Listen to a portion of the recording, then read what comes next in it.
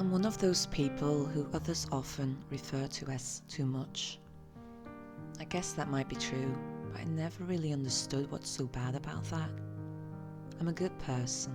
I try to be caring and considerate with others and find it very important to stay respectful and not be intentionally harmful. I do know that I'm kind of an open book. I find it pretty hard to hide my true feelings, so I can be very straightforward, which doesn't mean I think I can say anything just for the sake of honesty. I rarely mean to offend anyone, but there are times that I realise that my last remark was the one I had better thought and not said. Even though my honesty doesn't always work well for me, I do believe it's one of my good features. I can really appreciate that in others as well. It all depends on what message you want to give out, or what you want to achieve with your truth. I like the saying, what you see is what you get. I'm very good at reading people, so whenever I get the sense that someone isn't being honest or authentic, I lose interest. There's so much fakeness in this world, so I prefer not to add on to that or waste my time with insincerity. It may sound like I set the bar high on other people, and I do get mistaken for that sometimes, but to me it's normal and very simple. As long as you are being your true self and stay respectful and open-minded, I really don't care what your beliefs are and if they match with mine or not. I actually love a difference in opinion. It can lead to some great discussions and make me rethink some of my convictions. I'm also very curious. I like learning new things and I want to understand everything, so I ask a lot of questions. If something doesn't resonate in my head, I feel the urge to explore and to learn more, just to get a better understanding. Unfortunately, that sometimes comes across as me being difficult or fussy, or placing judgment on someone. I remember this one time when I just met someone and I saw a picture of him with a rifle, kneeling next to a dead deer. It immediately spiked my curiosity, because even though I would never go hunting on animals myself, I genuinely wanted to know what he liked about it. So straightforward as I am, I just asked him. Since we were practically still strangers, I did explain that I didn't ask to judge him, but purely out of interest. Apparently he didn't leave that and quickly got mad and went in defense. He did think I was judging him and wanted to let him know that in a subtle way.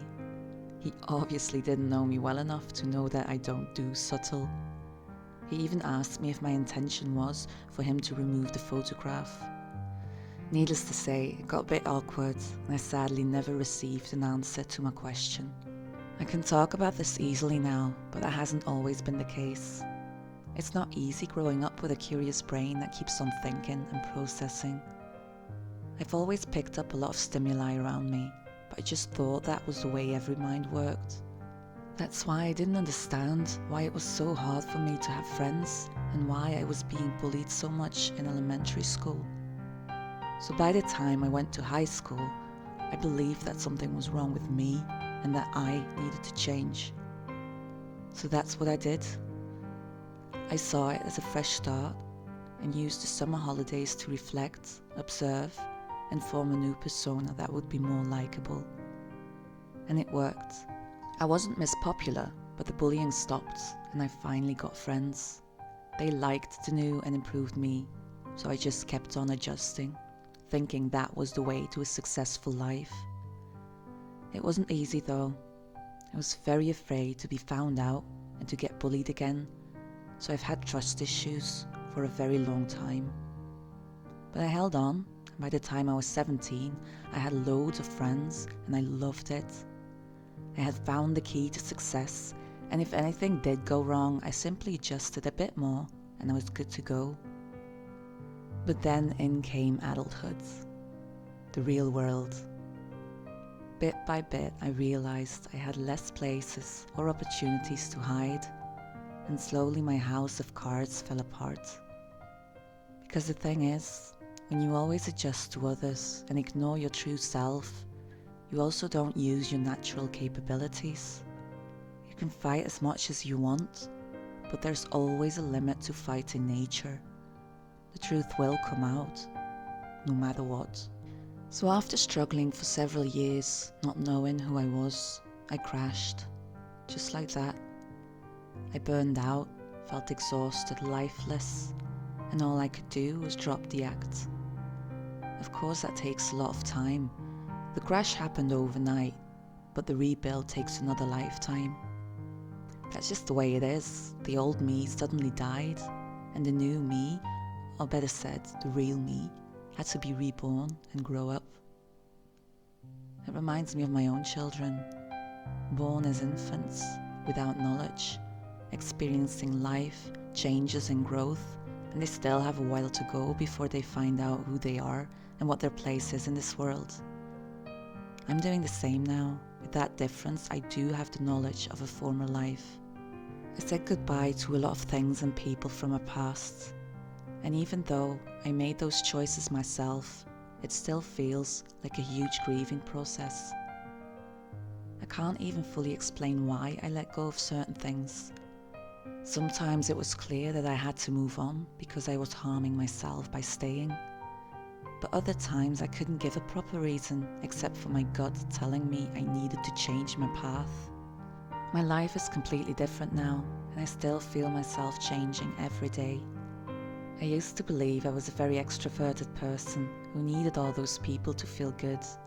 I really couldn't stand being alone. It made me insecure and lonely. But now I realize I was just clinging to all that fakeness I was talking about earlier. That wasn't real because it wasn't me. It has been a true liberation since grasping that. So who am I now?